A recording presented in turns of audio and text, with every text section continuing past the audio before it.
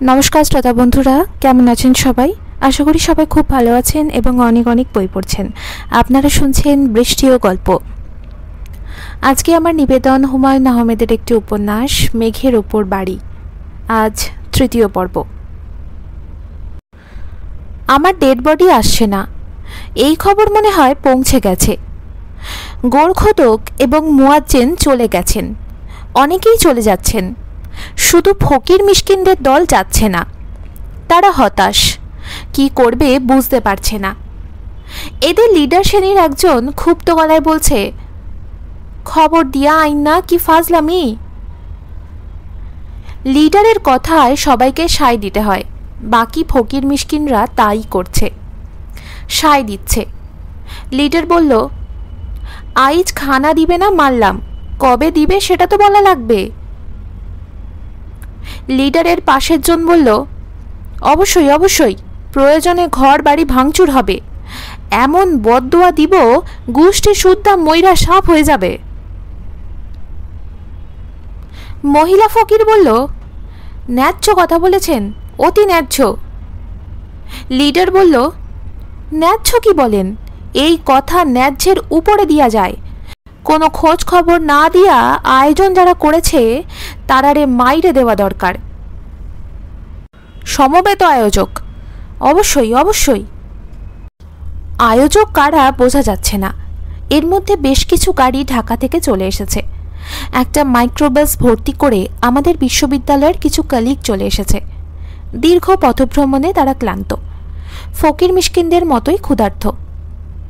তারাও ফুডের কি ব্যবস্থা নিয়ে নিজেদের মধ্যে কথা বলাবলি করছে।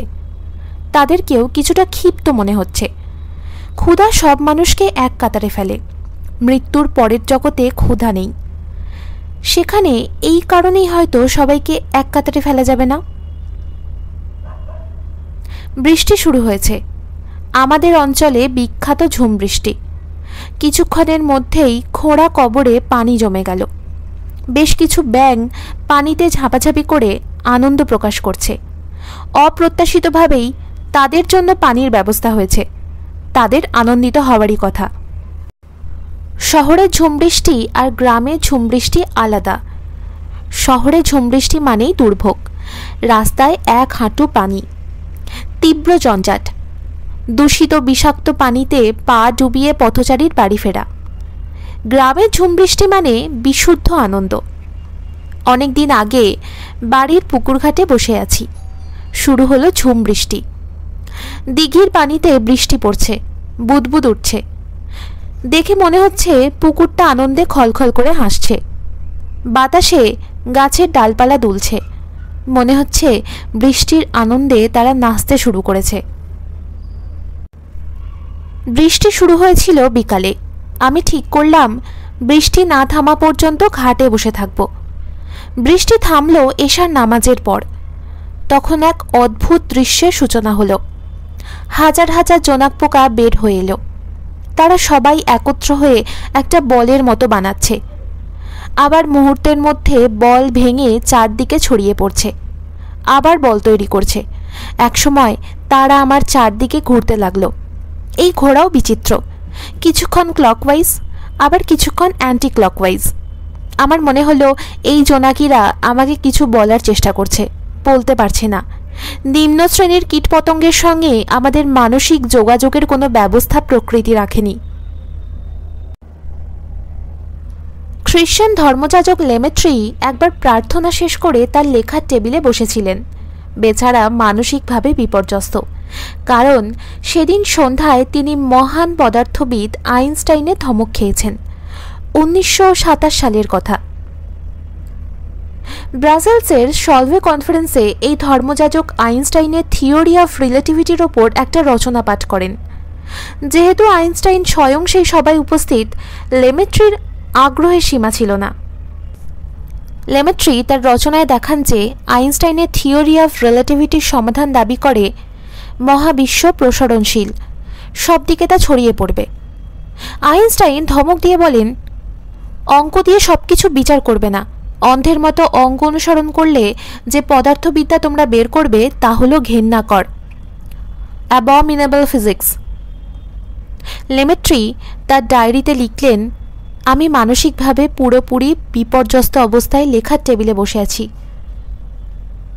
তখন একটা মশা এসে আমার কানের কাছে গুনগুন করতে লাগলো। তার কাজ আমাকে বিরক্ত করা, কিন্তু আমি বিরক্ত হচ্ছিলাম না। আমার মনে হচ্ছিল সে আমাকে সান্ত্বনার কথা বলছে। আমি কথাগুলো বুঝতে পারছি না। সে শুধু যে আমাকে সান্ত্বনা দিচ্ছিল তা না, আমাকে কাজ চালিয়ে যেতেও বলছিল। তার ঠিক 2 বছর পরেই অ্যাস্ট্রোনমার হাবল সাহেব মাউন্ট উইলসন অবজারভেটরির পৃথিবীর সবচেয়ে ক্ষমতাধর দূরবীন দিয়ে পরীক্ষা নিরীক্ষা করে ঘোষণা করেন সব গ্যালাক্সি মিল্কি ওয়ে গ্যালাক্সি থেকে দূরে সরে যাচ্ছে। মহাবিশ্ব সম্প্রসারণশীল। আইনস্টাইন লজ্জিত হয়ে লেমেট্রিকে চিঠি লিখে জানান, তোমার থিওরি বিস্ময়করভাবেই সুন্দর, আমার অভিনন্দন। জীবিত মানুষের জীবনে একটা অংশ কাটে সুন্দরের অনুসন্ধানে। কেউ জোনাক পোকার ঝাঁকের সৌন্দর্য খোঁজে, আবার লেমেট্রির মতো মানুষরা বিগ ব্যাং থিওরির ভেতর সুন্দর খোঁজে। পরকালে মানুষরা নিশ্চয়ই সৌন্দর্য খুঁজবে। কি সৌন্দর্য খুঁজবে? আমি আমার শবদেহর জন্য খোঁড়া কবর দেখছি, বৃষ্টি দেখছি, দূরের মাইকিংয়ের শব্দ শুনছি। এদের মনে হয় কেউ খবর দেয়নি, ডেড বডি আসছে না। দিনের আলো দ্রুত নিভে যাচ্ছে। আজও কি রাতে বৃষ্টি থামবে এবং ওই বিশেষ দিনটার মতো ঝাঁকে ঝাঁকে জোনাকি বের হবে? মনে হচ্ছে তাই হবে। আমি বা আমার চেতনা বা অন্য কিছু এখন দিলু রোডের বাড়িতে, আমার নিজের বাড়ি।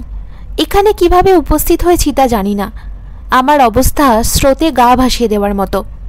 স্রোত যেদিকে যাবে আমাকে যেতে হবে। নিজের স্বাধীন ইচ্ছায় কিছু করার নেই। মনে হচ্ছে আমার চিন্তা নিয়ন্ত্রিত। নিজের বাড়িতে এসে আমি আনন্দে অভিভূত হয়েছি। মনে হচ্ছে কত দীর্ঘ দিবস, কত দীর্ঘ রজনীই না আমাকে বাইরে কাটাতে হয়েছে। এখন ফিরে এসেছি। সব আগের মতোই আছে। পলিন তার ঘরে ইন্টারনেটে কি যেন দেখছে, মনে হয় ফেসবুক আপডেট করছে। রুবিনা শাওয়ার ছেড়ে গোসল করছে। সকাল 10টা বাজে। এই সময় সে একবার শাওয়ার নেয়, শাওয়ার নিয়ে সকালে নাস্তা করে, আরেকবার শাওয়ার নেয় রাতে ঘুমোতে যাওয়ার আগে আগে। রান্নাঘরে নতুন একটা কাজের মেয়েকে দেখতে পাচ্ছি। সে রুবিনার ব্রেকফাস্ট রেডি করছে। 1 স্লাইস রুটি, 1 গ্লাস মাল্টার রস, 1 কাপ দুধ, একটা সেদ্ধ ডিম, টি পট ভর্তি হালকা লিকারের চা দেওয়া হবে। রুবিনা নাস্তা করার ফাঁকে ফাঁকে চা খাবে। দিনের প্রথম সিগারেটটা অবশ্য শুরুতেই খাবে, মাল্টার রসের গ্লাসে চুমুক দিয়ে। কাদের রান্নাঘরে ঢুকেছে। সে নিচু গলা করে বলল, ড্রয়িং রুমে গেস্ট আছে, 1 কাপ কফি দাও। চিনি দুধ অফ, ব্ল্যাক কফি। চিনি দুধ ছাড়া এই জিনিস মানুষ কেমনে খায় কে জানে। সালেমা বলল, কফি আপনি নিজে বানিয়ে নিয়ে যান, আমার হাত বন্ধ। কাদের বলল, গেস্টকে এসেছে শুনলে হাতের কাজ বন্ধ হয়ে যাবে। ডিবির ইন্সপেক্টর ম্যাডামকে অ্যারেস্ট করতে এসেছে। কোন কি? Murder charge. ম্যাডাম আমাদের স্যারকে বিষ খাইয়ে মেরেছে, পত্রিকায় খবর চলে এসেছে। ও আল্লাহ! আপনার তো ও আল্লাহ করার দরকার নেই। ম্যাডাম বলবে ও আল্লাহ, যত্ন করে কফি বানিয়ে দেয়, নিয়ে যাই। কফির সঙ্গে আর কিছু দিব? কেক দিব? শুধু কফি চেয়েছে, শুধু কফি নিয়ে যাব। বাড়তি যত্ন করলে সন্দেহ করবে, পুলিশের লোক। আমি নিজেও বিপদের মধ্যে আছি। দুনিয়ার প্রশ্ন করতেছে। আপনি বেঁচে গেছেন, আপনি জয়েন করেছেন স্যারের মৃত্যুর পর, তারপরও টুকটাক প্রশ্ন আপনারেও করবে। ডিবি পুলিশ নিজের বাপরেও ছাড়ে না, এমন খতরনাক জিনিস। কাদের কফি নিয়ে অতি বিনীত ভঙ্গিতে ডিবি ইন্সপেক্টর খলিলের সামনে রাখল। খলিল বলল, থ্যাংক ইউ। কাদের বিনয় ভেঙে পড়ে বলল, স্যার, নো মেনশন। খলিল বলল, বসার ঘরে বেশ কয়েকটা অ্যাস্ট্রে দেখছি, এখানে কি সিগারেট খাওয়া যায়? জি, খাওয়া যায়। সিগারেট কি আপনার সঙ্গে আছে না এনে দেব? সিগারেট সঙ্গে আছে। স্যার, লাইটার কি আছে? আছে, thank you. No mention sir. Madam এখন শাওয়ার নিতেছেন, শাওয়ার নিয়ে ব্রেকফাস্ট করবেন, তারপর আপনার কাছে আসবেন। কোনো অসুবিধা নেই, আমি অপেক্ষা করব। ম্যাডামের মেয়েটি কি বাসায় আছে? জি আছে। কি করতেছে জানি না, দেখে আসবো? দেখে আসতে হবে না, আপনি আমার সামনে বসুন। আপনার স্যারকে যে রাতে হাসপাতালে নিয়ে যান সে রাতের ঘটনাটা আপনার মুখ থেকে শুনি। ঘটনা যা ঘটেছে তাই বলবেন, নতুন কিছু যুক্ত করবেন না, আবার কিছু বাদ দেবেন না। বলুন কি ঘটেছিল। কাদের কি ঘটেছিল সব গুছিয়ে বলছে। আমি কাদেরের কথা শুনছি, সে কি ভাবছে তাও বুঝতে পারছি। পুলিশ ইন্সপেক্টর খলিল কি ভাবছেন তা বুঝতে পারছি না। মনে হয় তিনি কিছু ভাবছেন না, কিংবা যা আমাকে নিয়ন্ত্রণ করছে সে খলিলের ভাবনা আমাকে জানাতে যাচ্ছে না। কাদের বলছে, স্যার আমি থাকি একতলায়। রাত আনুমানিক 1:30 ঘটিকায় ম্যাডাম আমার ঘরে ধাক্কা দিলেন। আমি দরজা খুলতেই ম্যাডাম বললেন, মেইন রোডে গিয়ে দাঁড়াও, তোমার স্যারের শরীর খারাপ, অ্যাম্বুলেন্স আসতে বলেছি, এর মধ্যে চলে আসবে, তুমি অ্যাম্বুলেন্সকে বাসা চিনিয়ে নিয়ে আসবে। ম্যাডামের কথা শুনে আমি দৌড়ে রাস্তায় চলে গেলাম। খলিল বলল, স্যারের কি হয়েছে জানতে চাইলেন না? তখন জানতে চাই নাই। অ্যাম্বুলেন্স আসার পর জানতে চেয়েছেন? জি না, তখন রোগী নিয়ে দৌড়াদৌড়ি। অ্যাম্বুলেন্সের সঙ্গে হাসপাতালে গিয়েছিলেন? জি অবশ্যই। খলিল সিগারেট ধরতে ধরতে বলল, ওই রাতে আপনার ম্যাডাম আপনার ঘরে যায় নাই, তিনি আপনাকে মোবাইল টেলিফোনে সিগারেট কিংবা গাঁজার পুড়িয়ে আনতে বলেছেন।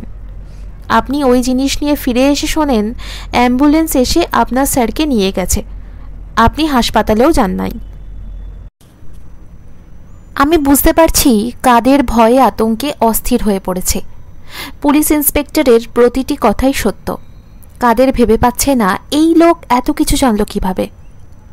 খলিল হাই তুলতে তুলতে বলল, সমানে মিথ্যা কথা বলে যাচ্ছেন, শরীর থেকে চামড়া খুলে ফেলব, কানে ধরে 10 বার উঠবস করুন। খলিলের কথা শুনে আমি অবাক। মিষ্টি গলায় আপনি আপনি করে কানে ধরে উঠবস করতে বলছে। কাদের সঙ্গে সঙ্গে আদেশ পালন করল। খলিল বলল, আমি যতক্ষণ এই বাড়িতে থাকব আপনি ততক্ষণ কানে ধরে থাকবেন। আপনার ম্যাডাম যদি কান থেকে হাত নাবাতে বলে তারপরেও নাবাবেন না। অবশ্যই। স্যার বাথরুমে কি যাওয়া যাবে? যাওয়া যাবে না কেন, কানে ধরে যাবেন। খলিল আর একটা সিগারেট ধরালো। সে আনন্দিত এবং উৎফুল্ল। খলিল চমৎকার প্যাঁচ খেলাচ্ছে। আমি প্রায় নিশ্চিত সে রুবিনাকে প্যাঁচে ফেলবে। সে প্রস্তুতি নিয়েই এসেছে। আপনার নাম যেন কি? কাদের। এত লম্বা নামে তো ডাকতে পারবো না, এখন থেকে আপনার নাম কাদু। অসুবিধা নাই স্যার। এখন যান, আপনার ম্যাডামের ব্রেকফাস্ট টেবিলের পাশে দাঁড়িয়ে থাকুন। ম্যাডাম যখন জিজ্ঞেস করবে কানে ধরা কেন, তখন আমার কথা বলবেন। খবরদার কান থেকে হাত নামাবেন না, কান থেকে হাত নামালে আপনাকে ট্যাবলেটের মতো গিলে ফেলব। কান থেকে হাত নামাবো না স্যার, আপনি যখন বলবেন তখন নামাবো, তার আগে না। খলিল ভুল করেছে, রুবিনা সহজ চিজ না। কাদেরকে কানে ধরিয়ে সে রুবিনাকে ভয় পাওয়ানোর চেষ্টা করছে। রুবিনা ভয় পাওয়া টাইপ মেয়ে না। খলিলের সঙ্গে রুবিনার কথোপকথনের জন্য আমি অপেক্ষা করছি। আনন্দময় অপেক্ষা বলা যেতে পারে, কোনো একটা ভালো সিনেমা দেখার আগের মুহূর্তে আনন্দের মতো আনন্দ। মৃতদেরও তাহলে আনন্দ বেদনার ব্যাপার আছে, তবে আনন্দ বেদনার তীব্রতা কম। কাদের কানে ধরে ঘুরছে, দৃশ্যটা মজার লাগছে। জীবিত মানুষ অন্যের বিব্রত অবস্থায় আনন্দ পায়, হে জগতেও তাই। রুবিনা সিগারেট হাতে ড্রয়িং রুমে বসতে বসতে বলল, সরি দেরি করলাম। খলিল উঠে দাঁড়ালো, বিনীত গলায় বলল, ম্যাডাম কোনো সমস্যা নেই, কাদের বলে একজন আমাকে কফি দিয়েছে, কফি খাচ্ছিলাম। শরীর চাচ্ছিল কাদেরের প্রসঙ্গ ওঠায় রুবিনা তার কান ধরে দাঁড়িয়ে থাকার বিষয়ে কিছু বলুক। রুবিনা কিছুই বলল না। খলিল বলল, আমার শ্রদ্ধেয় শিক্ষক ডক্টর ইফতেখারুল ইসলাম স্যারের ভিসেরা রিপোর্ট চলে এসেছে। পাকস্থলীতে টক্সিক বস্তু পাওয়া গেছে, উচ্চমাত্রায় অর্গ্যানোফসফরাস। রুবিনা সিগারেটে টান দিয়ে বলল, ও আচ্ছা। খলিল চোখ সরু করে বলল, বিষটা কেউ তাকে খাইয়েছে। রুবিনা বলল, কিংবা নিজেই খেয়েছে। খলিল বলল, এই আশঙ্কা অবশ্যই আছে। সেক্ষেত্রে ভিকটিম ডেথ নোট রেখে যাবে, কিংবা মৃত্যুর আগে কাউকে বলে যাবে। আপনাকে কি কিছু বলে গেছেন? না, তাকে অজ্ঞান অবস্থায় হাসপাতালে নিয়ে গেছি। 3 দিন 3 রাত হাসপাতালে ছিল। মাঝে মধ্যে জ্ঞান ফিরেছে, কথাবার্তা বলেছে, কিন্তু বিষ খাওয়া নিয়ে কিছু বলেননি। খলিল বলল, আমার শ্রদ্ধেয় শিক্ষকের খাতাপত্র, ডায়েরি এসব পরীক্ষা করতে চাই। রুবিনা শক্ত গলায় বলল, কথায় কথায় আমার শ্রদ্ধেয় শিক্ষক এই বুলশিট কপচাবেন না। আপনি কখনোই তার ছাত্র ছিলেন না। আপনি যেমন আমার বিষয়ে খোঁজ নিয়েছেন, আমিও আপনার বিষয়ে খোঁজ নিয়েছি। অ্যাপ্লাইড ফিজিক্সে আপনি কখনো পড়েননি। আপনি ইংরেজি ভাষা ও সাহিত্যের ছাত্র, অনার্স পর্যন্ত পড়েছেন। অনার্সে 3rd ক্লাস পাওয়ার পর আপনার MA করা হয়নি। আপনি কবিতা লেখার চেষ্টা করেন। অরুণিমা সেন ছদ্মনামে কিছু অতি অখাদ্য কবিতা পত্রপত্রিকায় প্রকাশিত হয়েছে। যা করবেন নিজের উপর বিশ্বাস রেখে করবেন, কোনো মেয়ের নামের আড়ালে করবেন না। খলিল থতমত ভাব কাটাতে কাটাতে বলল, আমি একটা সিগারেট ধরাতে পারি? রুবিনা বলল, অবশ্যই পারেন। আমি যদি সিগারেট খেতে পারি, আপনিও পারেন। ভালো কথা। কাদের কান ধরে ঘুরছে কেন? ম্যাডাম, ও আমাকে কিছু মিথ্যা ইনফরমেশন দিয়েছে। মিথ্যা ইনফরমেশনের শাস্তি যদি কান ধরা হয়, তাহলে সিগারেট ফেলে আপনাকেও তো কান ধরে দাঁড়িয়ে থাকা উচিত। আপনিও আমাকে মিথ্যা ইনফরমেশন দিয়েছেন। বলেছেন আপনি আমার স্বামীর ডিরেক্ট স্টুডেন্ট, যা আপনি নন। খলিল বলল, ম্যাডাম, কাদের একটা হত্যাকাণ্ডের সাসপেক্ট। আপনিও সাসপেক্ট। আমি তদন্তকারী অফিসার। মামলার তদন্তের সাহায্যের জন্য আমি সাসপেক্টের সঙ্গে কিছু মেন্টাল গেম খেলি। তার সঙ্গে আমি এক ধরনের মেন্টাল গেম খেলেছি। কাদেরের মেন্টালিটি ভেঙে দেওয়া হয়েছে। এখন চট করে মিথ্যা কথা বলবে না। আমি একজন সাসপেক্ট? জি ম্যাডাম, এ বাড়িতে যারা আছে সবাই সাসপেক্ট। আপনার মেয়ে পলিন, যার বয়স 13 বছর, সেও সাসপেক্ট। চালুনি দিয়ে চেলে মূল আসামি বের করা হবে। এই কাজটা আমি ভালো পারি। কবি হিসাবে আমি ব্যর্থ হতে পারি, তদন্ত কর্মকর্তা হিসাবে আমার সুনাম আছে। রুবিনা বলল, আমি যেহেতু সাসপেক্ট, আপনি নিশ্চয়ই আমার সঙ্গে মেন্টাল গেম খেলবেন বা খেলা শুরু করেছেন। ম্যাডাম, আপনার সঙ্গে আমি মেন্টাল গেম এখনো শুরু করিনি, তবে অবশ্যই শুরু করব। কখন শুরু করবেন? আপনি অনুমতি দিলে এখনই শুরু করতে পারি। ম্যাডাম, আমি আপনার স্বামীর ডেড বডি নিয়ে এসেছি। বারান্দায় দাঁড়ালেই দেখতে পাবেন পুলিশের গাড়ির পিছনে একটা অ্যাম্বুলেন্স আছে। অ্যাম্বুলেন্সের ভেতর কফিনে ডেড বডি আছে। সুরতাল যেহেতু শেষ হয়েছে, ডেড বডির কাজ শেষ। খলিল পকেট থেকে হলুদ খাম বের করল। হলুদ খামের ভেতর সরকারি সিলের কাগজ। খলিল সাহেব কাগজ এগিয়ে দিয়ে বলল, ম্যাডাম, এখানেই সই করে ডেড বডি রিসিভ করুন। রুবিনা সই করল। খলিল বলল, সুরতাহালের ডেড বডি এভাবে হ্যান্ড ওভার করা হয় না, নানা ঝামেলার ভেতর দিয়ে যেতে হয়। আমি দৌড়ঝাঁপ করে বিশেষ ব্যবস্থায় নিয়ে এসেছি। এটাই আমার মেন্টাল গেম। কাদেরকে আমি অ্যারেস্ট করে নিয়ে যাব ভেবেছিলাম, ওকে আপাতত রেখে যাচ্ছি। বাসায় ডেড বডি, আপনাকে অনেক কাজকর্ম করতে হবে। একজন পুরুষের সাহায্য দরকার। রুবিনার ঠোঁটের কোণায় ক্ষীণ হাসির রেখা দেখা দিয়েই মিলিয়ে গেল। সে মেন্টাল গেমটা পছন্দ করছে। ম্যাডাম, অনুমতি দিলে আমি উঠি। আপনার এখন অনেক ঝামেলা। ডেড বডি দ্রুত কবর দেওয়ার ব্যবস্থা করুন। অতিরিক্ত গরম, ডেড বডি ডিকম্পোজড হওয়া শুরু করেছে।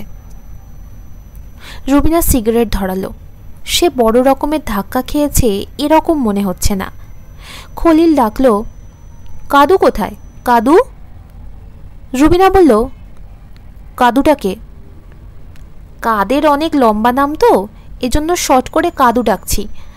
আপনি যেমন আপনার স্বামীর বন্ধু রবিউলকে রবি ডাকেন, অনেকটা সেরকম। কাদু সামনে এসে দাঁড়িয়েছে। সে এখনও কানে হাত দিয়ে আছে, চোখ লাল, কপালে বিন্দু বিন্দু ঘাম। খলিল বলল, অনেকক্ষণ তোমার সঙ্গে আপনি আপনি করে কথা বলেছি, এখন থেকে তুমি, তারপর তুই, ঠিক আছে? কাদের বলল, জি স্যার, ঠিক আছে। কাদু, কান থেকে হাত নামাও।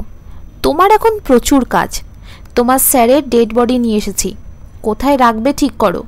প্রচুর বরফ লাগবে, বরফের ব্যবস্থা করো। গ্রামের বাড়িতে ডেড বডি নিতে চাইলে মাইক্রোবাসের ব্যবস্থা করো। চা পাতা ফাতা কী কী যেন লাগে। কোনো একটা শেষ বিদায়ের স্টোরে চলে গেলে সব কিছু পাবে। রুবিনা বলল, উইল ইউ প্লিজ লিভ আস নাও? খলিল দাঁড়াতে দাঁড়াতে বলল, অবশ্যই ম্যাডাম, এক্ষুনি চলে যাচ্ছি। আমার ধারণা কেউ টেলিফোন করলে আপনি এখন টেলিফোন ধরবেন না, দয়া করে আমারটা ধরবেন। আপনার নিজেকে ক্লিয়ার করার একটা পথ আছে।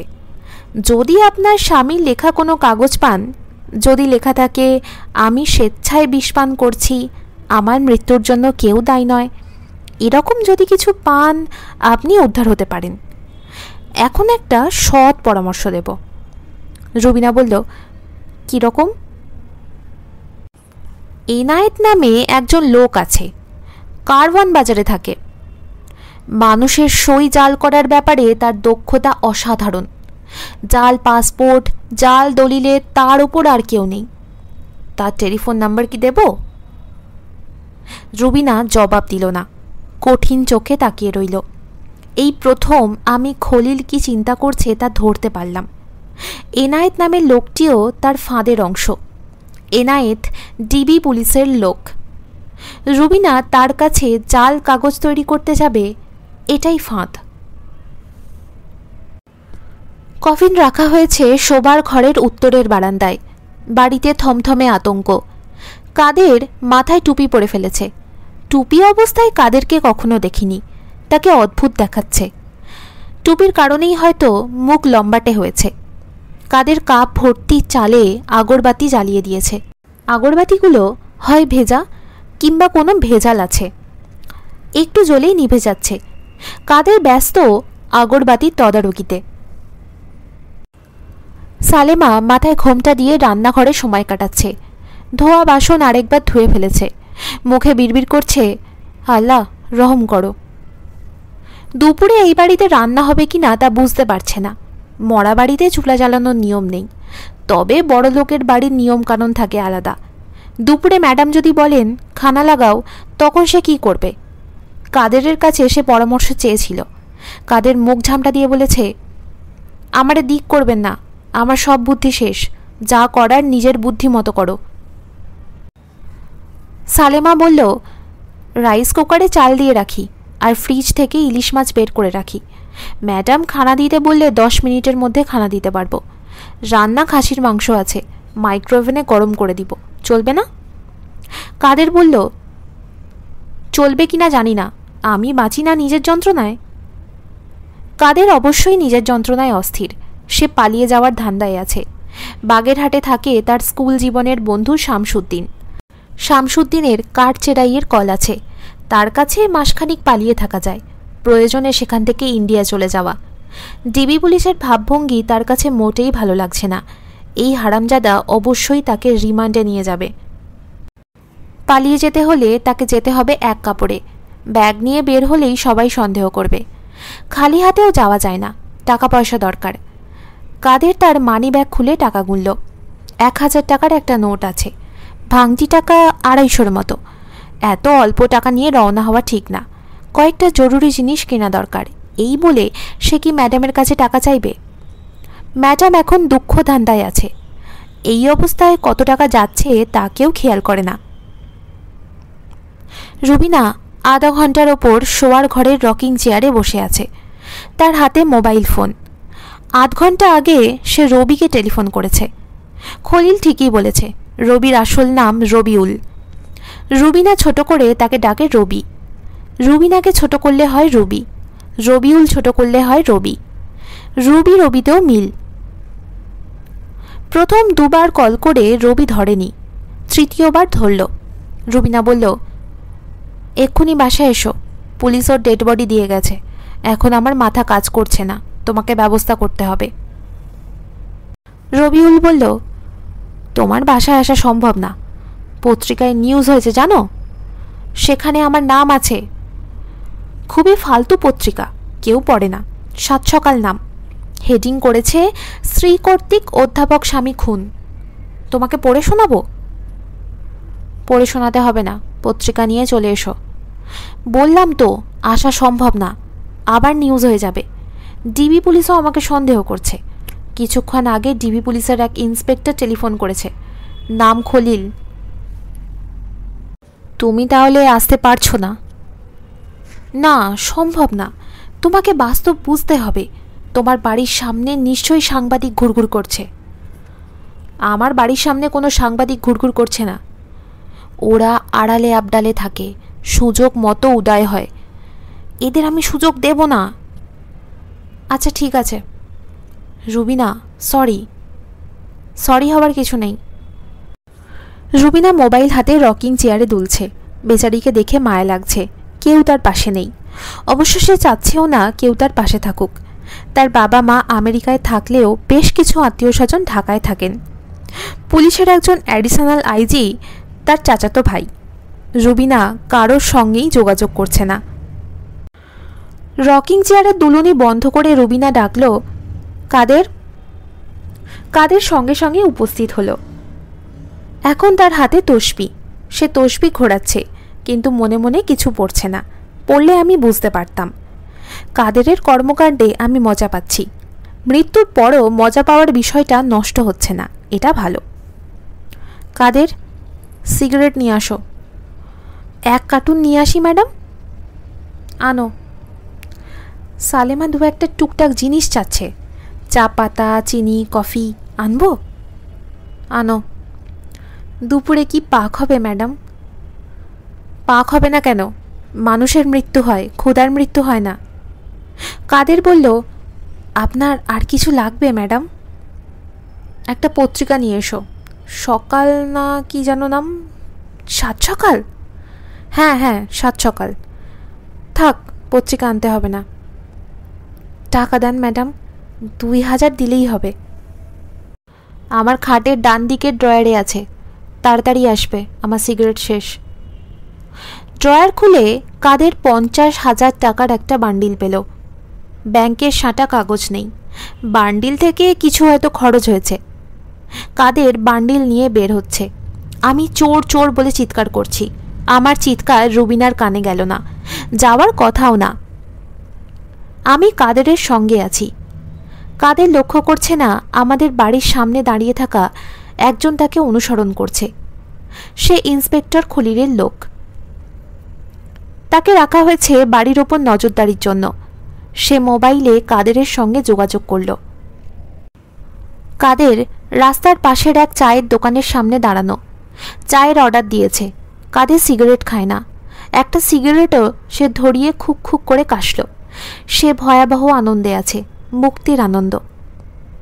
খুব ইচ্ছা ছিল কাদেরের সঙ্গে সঙ্গে থাকার, সেটা সম্ভব হলো না। আমি এখন পলিনের ঘরে। পলিন তার ফেসবুকে ইংরেজিতে তথ্য দিচ্ছে। তথ্যের বাংলাটা এমন, আমার সৎ বাবার শবদেহ এখন বারান্দায় রাখা আছে, কফিনের ভেতর তিনি আছেন। আমার খারাপ লাগছে, কান্না পাচ্ছে। আমার এই সৎ বাবা আমাকে খুব আদর করতেন, তিনি অত্যন্ত জ্ঞানী ছিলেন।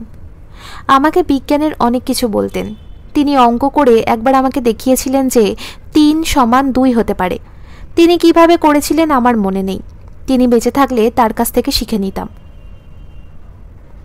রুবিনা রান্নাঘরে, তার হাতে 1000 টাকার একটা নোট। রুবিনা সালমাকে বলল, আমাকে 1 প্যাকেট সিগারেট এনে দাও, কাদের দেরি করছে। সিগারেট আনতে পারবে না? ড্রাইভার আসেনি, ড্রাইভার থাকলে তাকে পাঠাতাম। সিগারেট আনতে পারবো আপা, আপনি গেটে দারোয়ানকে বলে দেন, দারোয়ান আটকাবে। বলে দিচ্ছি, তাড়াতাড়ি এসো, বেনসন অ্যান্ড হেজেস আনবে, লাইট। জি আচ্ছা, যাবো আর আসবো। সালমা তার ব্যাগ নিয়ে বের হলো, আর ফিরল না। পলিনের ফেসবুক আপডেট। আজ আমার বাসায় রান্না হয়নি। আমি আর মা অরেঞ্জ জুস এবং দুধ খেয়েছি, আর ডিম সেদ্ধ খেয়েছি। কাদের চাচা আর সালমা খালা বাজার করতে গিয়ে আর ফেরেননি। মায়ের ধারণা তারা দুজনেই পালিয়ে গেছে। সন্ধ্যাবেলা ডিবি ইন্সপেক্টর খলিল টেলিফোন করল। রুবিনা টেলিফোন ধরল। খলিল বলল, ম্যাডাম, আপনার বাড়ির কেয়ারটেকারকে মহাখালী বাসস্ট্যান্ড থেকে অ্যারেস্ট করা হয়েছে। তাকে থানা হাজতে নিয়ে যাব নাকি আপনার কাছে পাঠিয়ে দেব? রুবিনা বলল, আমার কাছে পাঠিয়ে দিন। আপনার বাসার কাজের মেয়ে সালমার মোবাইল ফোন আমরা ট্র্যাক করেছিলাম, তাকেও ধরা হয়েছে। তার ব্যাগে বেশ কিছু জিনিসপত্র পাওয়া গেছে। তাকেও কি পাঠিয়ে দেব? হ্যাঁ, রাতে রান্না করবে। খলিল বলল, ম্যাডাম, আমি আমার জীবনে অনেক অদ্ভুত মানুষ দেখেছি, আপনার মতো দেখিনি।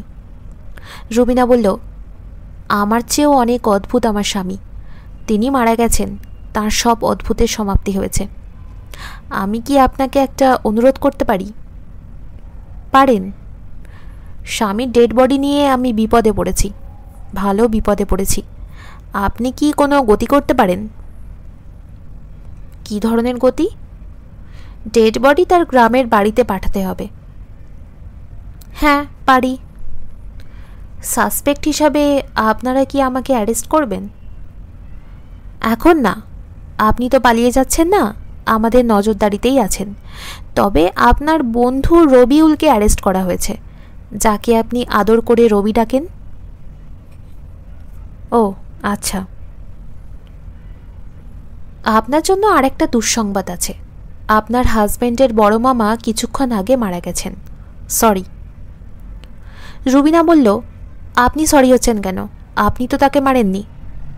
আপনাকে একটা দুঃসংবাদ দিয়ে কষ্টের কারণ হয়েছি, তাই জন্য সরি বললাম। ঠিক আছে।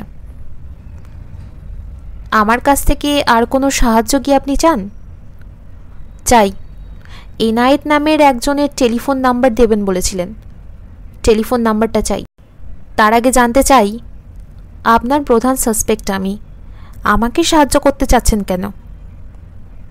আপনার মতো রূপবতী একজনকে ফাঁসিতে ঝোলাবো, এটা ভেবেই কষ্ট হচ্ছে বলে করছি।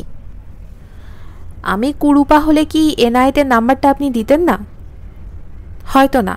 নাম্বারটা লিখুন। একটু ধরুন, আমি কাগজ কলম নিয়ে আসছি। রুবিনা কাগজ কলম আনতে গেছে। আমি আর্ত চিৎকার করছি, রুবিনা, ভুল করবে না, ভয়ঙ্কর ফাঁদে পা দেবে না, খবরদার, খবরদার, খবরদার না। রুবিনা শান্ত ভঙ্গিতে টেলিফোন নাম্বার লিখল। রুবিনা ফাঁদে পা দিয়ে যাচ্ছে। আমি তাকে আটকাতে পারছি না। আমি একজন অবজারভার ছাড়া কিছুই না, শুধু দেখা ছাড়া আমার কিছু করার নেই। রুবিনার ঠোঁটের ফাঁকে বাঁকা হাসি, এই হাসি আমার পরিচিত। কোনো দুষ্ট বুদ্ধি তার মাথা এসেছে, ভয়ঙ্কর কোনো দুষ্ট বুদ্ধি। দুষ্ট বুদ্ধিটা কি হতে পারে? রুবিনা এনায়েত নামের ডিবি পুলিশের এজেন্টের কাছে টেলিফোন করেছে। আমি আতঙ্ক নিয়ে অপেক্ষা করছি। আপনি এনায়েত? শুনেছি আপনি মানুষের দরখাস্ত নকল করতে পারেন। আসলে কি পারেন? আপনার কি দরকার সেটা বলুন, ধানাই পানাই কথা না, কাজের কথায় আসুন। আমার স্বামীর দরখাস্ত নকল করতে পারবেন? না পারার কারণ দেখি না। একটা কাগজে লেখা থাকবে, আমার মৃত্যুর জন্য ডিবি ইন্সপেক্টর খলিল দায়ী। এর নিচে আমার স্বামীর দরখাস্ত করে দিবেন, পারবেন না? দরখাস্তের নমুনা ডিবি ইন্সপেক্টর খলিল সাহেবের কাছে আছে, তার কাছ থেকে নিয়ে নেবেন। এই কাজের জন্য কত টাকা নেবেন? আমি বললাম, সাবাস। আফসোস, আমার সাবাস বলাটা রুবিনা শুনতে পেল না। রুবিনার বুদ্ধিতে চমৎকৃত হয়ে আমি এক জীবনে অনেকবার বলেছি সাবাস। একবার আমার দামি একটা মোবাইল ফোন হারিয়ে গেল। মোবাইল ফোনটা বাথরুমের বেসিনের ওপর রেখে মুখ ধুয়ে শোবার ঘরে ঢুকেছি। তখন মনে পড়ল মোবাইল ফোন বাথরুমে রেখে এসেছি। বাথরুমে ঢুকে দেখি ফোন নেই। শুধু বাথরুমে কেন, সারা বাড়িতে কোথাও নেই। রুবিনা বলল, শোয়ার ঘরে আমি বসে আছি, তুমি বাথরুম থেকে বের হওয়ার পর সেখানে কেউ ঢোকেনি। আমি বললাম, মোবাইল ফোনটা বাথরুমের বেসিনে আমি রেখেছি। বেসিন সামান্য ভেজা ছিল, টাওয়াল দিয়ে মুছে তার উপর রেখেছি। রুবিনা বলল, তাহলে এই কাজটা তুমি করেছো তোমার ইউনিভার্সিটির বাথরুমে। তোমার ব্রেন ইউনিভার্সিটির বাথরুম আর বাড়ির বাথরুমে গুলিয়ে ফেলেছে। টেলিফোন করে খোঁজ নাও। খোঁজ নিয়ে ইউনিভার্সিটির বাথরুমে মোবাইল ফোন পাওয়া গেল। আমি মনে মনে বললাম, সাবাস। সন্ধ্যা 6টা। মাইক্রোবাসে করে আমার ডেড বডি গ্রামের বাড়ির দিকে রওনা হয়েছে। ড্রাইভারের পাশে বসেছে কাদের। একদিন এসে বুড়ো হয়ে গেছে, সোজা হয়ে হাঁটতে পারছে না, বাঁকা হয়ে হাঁটছে, কথাও পরিষ্কার বলতে পারছে না, সব কিছুই জড়ানো। ধরা পড়ার পর পুলিশ তাকে ভালো মতো ডলা দিয়েছে। নিচের ঠোঁট ফেটে ফুলে উঠেছে, এই ফোলা মনে হয় আরও বাড়বে। সে কেন পালিয়ে গিয়েছিল এই ব্যাখ্যা রুবিনাকে দিতে গিয়েছিল। রুবিনা বলল, তোমার কথা পরে শুনবো, তোমার স্যারের ডেড বডি নিয়ে রওনা হয়ে যাও। কি নিয়ে রওনা হব ম্যাডাম? তোমার স্যারের ডেড বডি। কাদের ফ্যাসফ্যাসে গলায় বলল, জি ম্যাডাম। এমনিতেই সে আতঙ্কে ছিল, এখন সেই আতঙ্ক 10 গুণ বাড়ল। চোখ কোটর থেকে বের হওয়ার উপক্রম হলো। কাজের মেয়ে সালমা ফিরে এসেছে। যেন কিছুই হয়নি এই ভাব নিয়ে সে রান্না বসাচ্ছে। একবার এসে বলে গেল, মরা বাড়িতে মাছ খাওয়া নিষেধ, ইলিশ মাছের বদলে ডিমের সালুন করি। রুবিনা হাই তুলতে তুলতে বলল, যা ইচ্ছা করো। ডিবি ইন্সপেক্টর খলিল আমার স্টাডি রুমে। সেখানে সে কি করছে কিছুই বুঝতে পারছি না। সেই ঘরটা দেখতে পাচ্ছি না। রুবিনাকে দেখতে পাচ্ছি, সে সন্ধ্যাবেলার শাওয়ার নিচ্ছে। পলিনকে দেখছি, সে কম্পিউটারে গেম খেলছে। গেমের নাম ডায়মন্ড রাশ। পলিনের সঙ্গে এই খেলা আমিও অনেকবার খেলেছি। অ্যাঙ্করের গোপন গুহায় ঢুকে হীরা সংগ্রহ করতে হয়, নানান ঝামেলা, মাথায় পাহাড় ভেঙে পড়ে, সাপ এসে ছোবল দেয়। আমি সব ঝামেলা এড়োতে পারি না, পলিন পারে। আমি এখন শীতার্ত। শরীর থাকলে বলতাম শীতে শরীর কাঁপছে। শরীর নেই, তারপরও শীতের অনুভূতি। ভয় হচ্ছে এই শীত কি আরও বাড়বে? যদি আরও বাড়ে তখন কি হবে? তার চেয়ে বড় চিন্তা, আমার ডেড বডি কবর হয়ে যাবার পর আমার কি হবে? আমার অস্তিত্ব থাকবে নাকি থাকবে না? কবরে নামানোর দৃশ্য কি আমি দেখতে পাবো? এই দৃশ্যটা আমার দেখার শখ আছে। ইন্সপেক্টর খলিল টেলিফোনে জানিয়েছিল বড় মামা মারা গেছেন। আমার জন্য এটা ছিল অতি আনন্দের সংবাদ। বড় মামার নিশ্চয়ই আমার মতো অবস্থা হয়েছে, তার সঙ্গে যোগাযোগ করতে পারবো। এখনও সেটা সম্ভব হয়নি।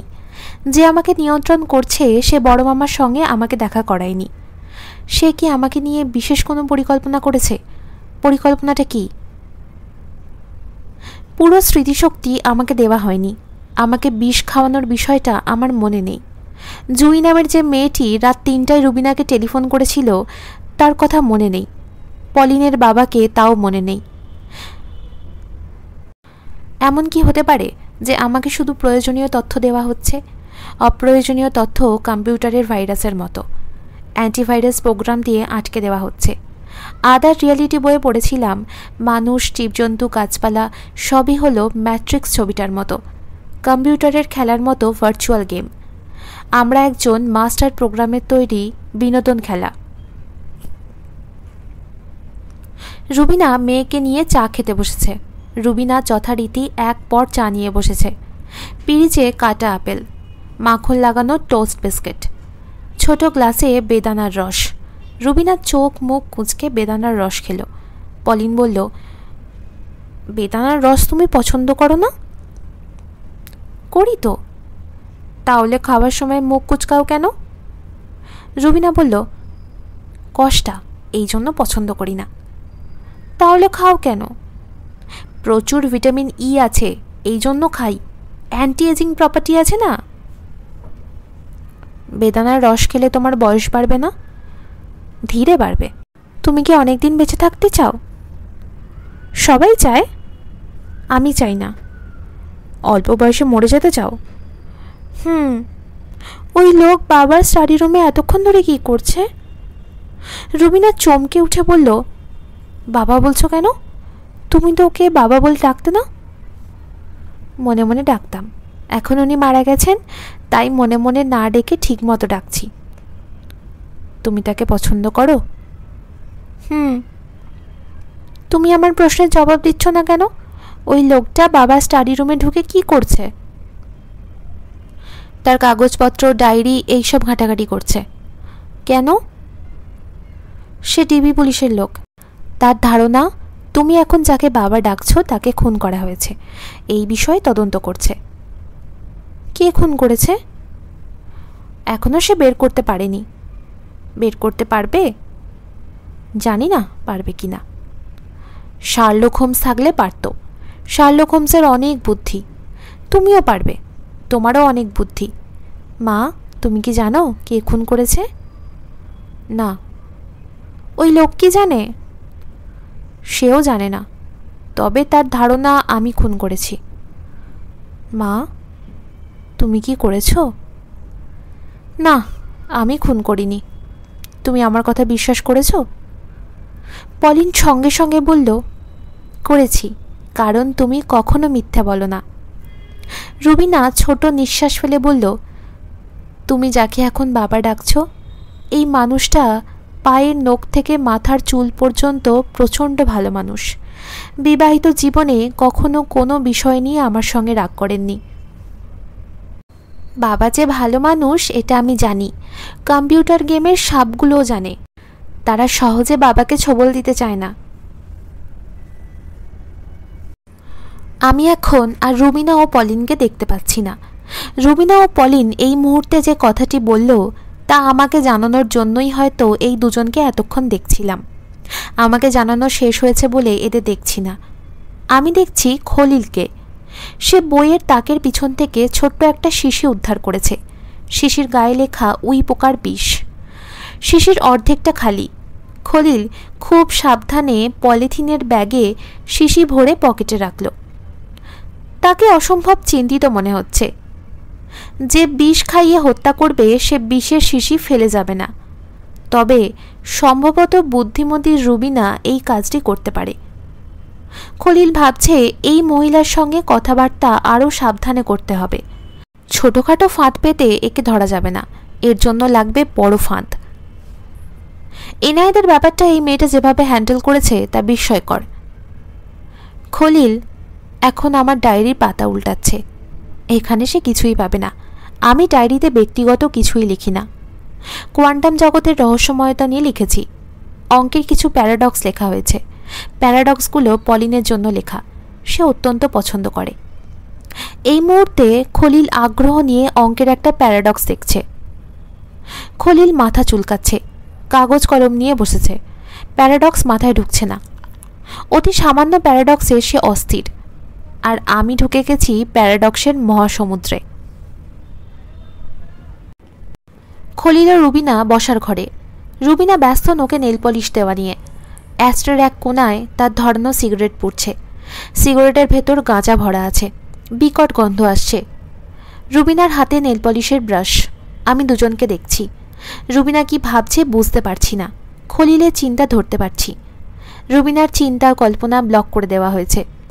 এমন সময় কি আসবে যে আমি দেখতে পাবো, কিন্তু কে কি বলছে তা শুনতে পাবো না। মৃতের জগৎ পরাবাস্তব জগৎ। বাস্তবতা ব্যাপারটাই অবশ্য অত্যন্ত ধোঁয়াটে। ক্লাসে বাস্তবতা নিয়ে আমি একটা বক্তৃতা দিয়েছিলাম। আমার বক্তৃতার বিষয় ছিল বাস্তবতার বিষয়টি মানুষের মস্তিষ্ক তৈরি করে। রেটিনা থেকে ইনফরমেশন মস্তিষ্কে যায়। মস্তিষ্ক তা প্রসেস করে আমাদের যা দেখায় তাই আমাদের কাছে রিয়ালিটি। প্রসেসিং প্রক্রিয়ার সামান্য ত্রুটি হলে রিয়ালিটি অন্যরকম হবে। আমরা যা দেখছি তাই বাস্তব মনে হওয়ার কিছু নেই। আমাদের মস্তিষ্ক যা ভাবতে বাধ্য করছে তাই বাস্তব। ক্লাসের একটা মেয়ে প্রশ্ন করল, স্যার, আমি যে ক্লাসে বসে আছি এটা কি বাস্তব? আমি বললাম, তোমার নাম কি? সে বলল, বকুল। আমি বললাম, আমাদের মস্তিষ্ক এমন ট্রিক করতে পারে যে ফুলের নামে যাদের নাম, তাদের দেখা মাত্রই সেই ফুলের গন্ধে চারিদিকে মোমো করতে থাকবে। মস্তিষ্ক এই রিয়ালিটি তৈরি করেছে, যা মূল রিয়ালিটির বাইরে। আমার কথা শেষ হওয়ার আগেই ক্লাসের একজন ছাত্র মুখ শুকনো করে বলল, স্যার, ওর গা থেকে গোবরের গন্ধ আসছে। সে কি তাহলে গোবর? সবাই হো হো করে হাসতে শুরু করলো। সবার আগে হাসলো বকুল। আমার হাসি এলো না। ক্লাস ভর্তি ছাত্রছাত্রীর হাসির শব্দে মাথা গম গম করতে লাগলো। এখন আবার হাসির শব্দ শুনছি। 30-40 জন ছাত্রছাত্রীর হাসির শব্দ নয়, হাজার হাজার মানুষের চাপা হাসি। কিছু একটা ঘটতে যাচ্ছে। কি ঘটতে যাচ্ছে বুঝতে পারছি না। আমি কি অন্য কোনো বাস্তবতায় ঢুকতে যাচ্ছি? হাসির শব্দ ছাপিয়ে রুবিনার গলা শুনলাম, স্টাডি রুমে কিছু পেয়েছেন? ইনসেকটিসাইডের একটা বোতল পেয়েছি। বোতলে কি আছে তা জানার জন্য ল্যাবরেটরিতে পাঠাবো। খাতাপত্র ঘাটাঘাটি করে কিছু পাননি? না, আমি আপনার মেয়ে পলিনকে কিছু প্রশ্ন করতে চাই। আজ বাদ দিন, আরেকদিন করুন। তার বাবার ডেড বডি সারাদিন বারান্দায় পড়েছিল। সে সঙ্গত কারণেই আপসেট। খলিল বলল, আমি যতদূর জানি ইফতেখার সাহেব তার বাবা নন। বাবা না হলেও পলিন তাকে বাবা ডাকা শুরু করেছে। আগে ডাকতো না, আজ থেকে ডাকছে। পলিনকে প্রশ্ন না করে আমাকে প্রশ্ন করুন, যত ইচ্ছা করুন, আমি মিথ্যে বলি না। যারা মিথ্যা বলে না তারা খুবই বিপজ্জনক। কোন অর্থে? তারা যখন একটা দুটো মিথ্যা বলে তখন সেই মিথ্যাকে সত্য ধরা হয়। 1000 ভেড়ার পালে একটা নেকড়ে ঢুকে পড়ার মতো। 1000 সত্যির মধ্যে একটা মিথ্যা, ভয়ঙ্কর মিথ্যা। রুবিনা হাসল। খলিলের উপমা তার পছন্দ হয়েছে। খলিল বলল, আপনার সঙ্গে রবিউল সাহেবের যে বন্ধুত্ব, তা আপনার স্বামী কিভাবে দেখতেন? কোনোভাবেই দেখতেন না। সে জানত রবির সঙ্গে আমার কোনো বন্ধুত্ব নেই। রবি অতি কর্মঠ একজন, সর্বকর্মে পারদর্শী। তাকে দিয়ে আমি নানান কাজ করিয়ে নিতাম। বিনিময়ে সামান্য অভিনয়। বিনিময়ে সামান্য অভিনয়? ব্যাপারটা বুঝলাম না।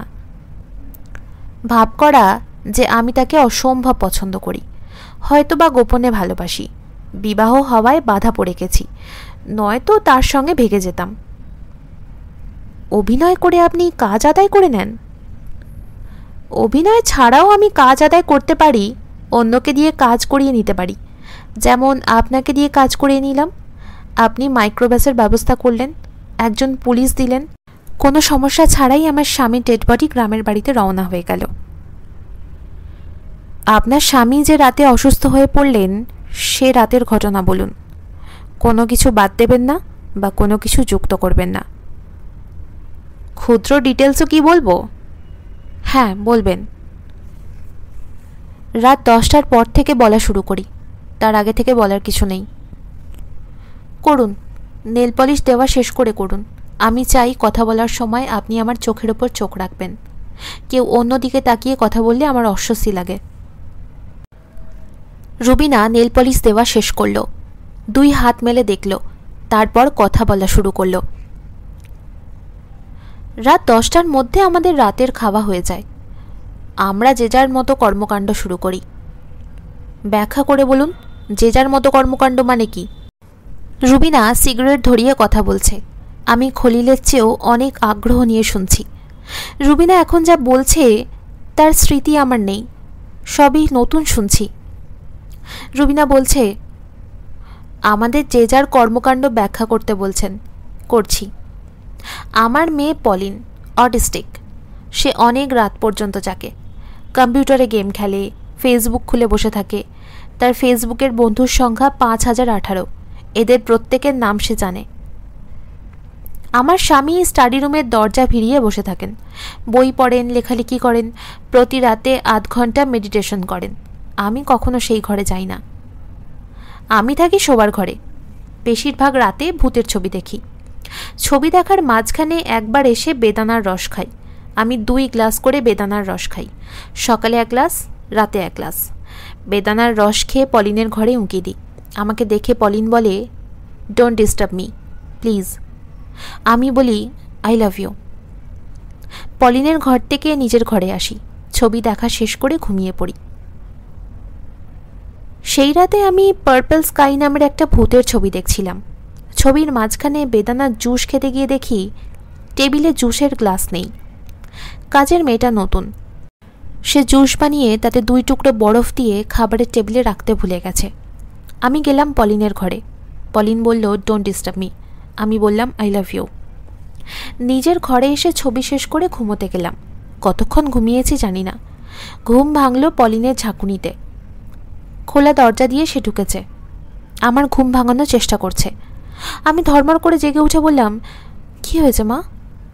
পলিন কাঁদতে কাঁদতে বলল, বাসায় ভূত এসেছে। ভূত কি করছে? আমাকে ডিস্টার্ব করছে। কিভাবে ডিস্টার্ব করছে? গো গো ঘট ঘট করে শব্দ করছে, দরজায় বাড়ি দিচ্ছে। চল দেখি। পলিন বলল, আমি যাব না, তুমি দেখে এসো, ভূতকে তাড়িয়ে দিয়ে আসবে। আমি পলিনের ঘরে ঢুকলাম। সেখান থেকে গেলাম স্টাডি রুমে। ভূত রহস্যভেদ হলো। আমার স্বামী মেঝেতে অজ্ঞান হয়ে পড়ে আছে। গো গো শব্দ মনে হয় সেই এতক্ষণ করছিল। তার ঘরে ভাঙা গ্লাসের টুকরোয় বেদানার রস লেগে আছে। অ্যাম্বুলেন্সের জন্য টেলিফোন করলাম, রবিকে টেলিফোন করলাম, তাকে হাসপাতালে নিয়ে গেলাম। খলিল বলল, ডাক্তাররা কি ফুড পয়জনিংয়ের চিকিৎসা করেছে? স্টোমাক ওয়াশ করেছে? না, তারা মাইল্ড স্ট্রোক ধরে নিয়েছে, সেভাবে চিকিৎসা করেছে। আমি যে সত্যি কথা বলছি এরকম কি মনে হচ্ছে? হ্যাঁ, তবে কাজের মেয়েটা নতুন এসেছে কথাটা তো মিথ্যা। আমি যতদূর জানি সালমা নামের মেয়েটা আপনার স্বামীর মৃত্যুর পর জয়েন করেছে। আপনার এই অংশটা কি মিথ্যা নয়? হ্যাঁ, মিথ্যা। এই মিথ্যাটা কেন বলেছেন? জানি না কেন বললাম। খলিল বলল, আমি জানি আপনি খুব গুছিয়ে গল্প বলতে গেছেন। গুছিয়ে গল্প বলতে গেলে অপ্রয়োজনীয় জিনিস চলে আসে, আপনারও এসে পড়েছে। হতে পারে। আপনার মেয়ে পলিন তার বাবাকে খুব পছন্দ করে, আপনি বলেছেন, ঠিক না? হ্যাঁ, ঠিক। সে তার বাবার সঙ্গে রাত জেগে কম্পিউটার গেম খেলে? হ্যাঁ। তার ঘরের পাশেই তার বাবার স্টাডি রুম। সে ভূতের ভয় পেয়ে তার বাবার ঘরে না গিয়ে আপনাকে কেন জাগালো? জানি না। আমার ধারণা আপনার মেয়ে আপনার কাছে আসেনি। আপনি হরর মুভি দেখেন, ভূতের শব্দ আপনারই শোনার কথা। তাছাড়া অটিস্টিক শিশুরা ভূতে ভয় পায় না, মানুষ ভয় পায়। রুবিনা কিছু বলল না, সে সামান্য ভয় পাচ্ছে। ঘন ঘন সিগারেটে টান দিতে দেখে সেরকমই মনে হচ্ছে। খলিল বলল, কাজের মেয়ের প্রসঙ্গে আবার ফিরে আসি। ওই রাতে আপনার বাসায় কাজের মেয়ে ছিল না, তাই না? হ্যাঁ। কাদের কি বেদানার রস বানায়? না। তাহলে আমি কি ধরে নিতে পারি বেদানার রস আপনি বানিয়েছিলেন? ধরে নিতে পারেন। আচ্ছা, এরকম কি হতে পারে ওই রাতে আপনার বেদানার রস খেতেই ইচ্ছা করছিল না, আপনি স্বামীর কাছে গ্লাস নিয়ে গেলেন, বেদানার রসটা নষ্ট না করে তাকে খেয়ে ফেলতে বললেন? রুবিনা কঠিন গলায় বলল, আপনি কি প্রমাণ করতে চাচ্ছেন ওই রাতে আমি বেদানার রস বানিয়ে তাতে বিষ মিশিয়ে আমার স্বামীকে খাইয়েছি? আমি কিছুই প্রমাণ করতে চাচ্ছি না, আমি অনুমানের কথা বলছি। একটা বিশ্বাসযোগ্য সিনারিও দাঁড় করানোর চেষ্টা করছি, এর বেশি কিছু নয়। রুবিনা বলল, আজকের মতো জেরা করাটা কি বন্ধ করা যায়? জেরা করছি না, জেরা করবে উকিল। আপনি কাঠগড়ায় দাঁড়াবেন, উকিল একের পর এক প্রশ্ন করবে, অনেক নোংরা প্রশ্ন করবে। ক্রিমিনাল লয়াররা রূপবতীদের নোংরা প্রশ্ন করতে পছন্দ করে।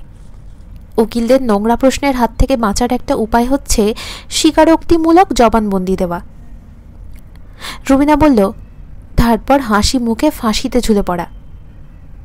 খলিল বলল, মেয়েদের মৃত্যুদণ্ড দেওয়ার ব্যাপারে আদালত নমনীয় থাকে। আপনি প্রমাণ করার চেষ্টা করবেন যে আপনার স্বামী আপনাকে মানসিক এবং শারীরিকভাবে নির্যাতন করত, ঘরে রূপবতী স্ত্রী রেখে সে বেচ্ছায় গমন করত, কাজের মেয়েদের সঙ্গে তার শারীরিক সম্পর্ক ছিল। এইসব দেখে শুনে আপনার মাথা ঠিক ছিল না। ভেবে দেখবেন। ম্যাডাম, আমি উঠি।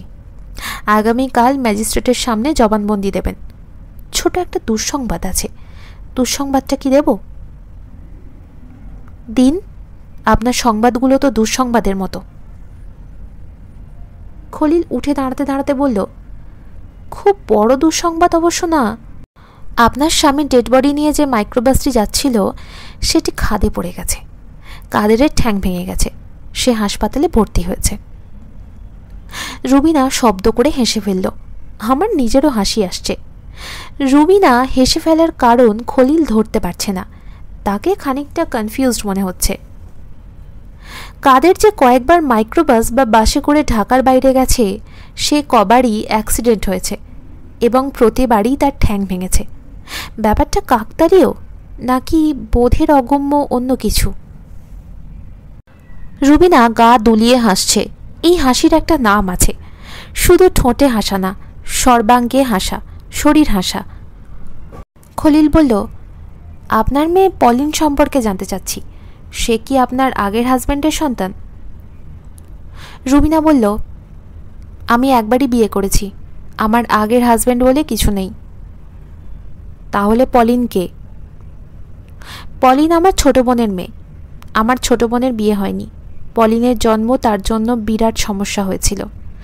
পলিনকে তার কাছ থেকে নিয়ে আমি আমার বোনকে মুক্তি দিই। পলিন জানে আমি তার মা। আপনার ছোট বোনের বিষয়ে বলুন। সে আমেরিকায় থাকে, বিয়ে করেছে, সুখে আছে। এই হত্যা মামলায় সে কোনোভাবেই যুক্ত নয়, কাজেই তার বিষয়ে কিছু বলবো না। আপনি পালিয়ে মা সাজছেন, আপনার স্বামী কেন বাবা সাজলেন না? আমি চাইনি। আমার স্বামী একজন পবিত্র মানুষ। অপবিত্র কোনো কিছুর সঙ্গে সে যুক্ত হোক তা চাই না। অপবিত্র কোনো কিছুর সঙ্গে যুক্ত থাকতে আপনার আপত্তি নেই না? গল্পের পরবর্তী অংশ পরবর্তী পর্বে।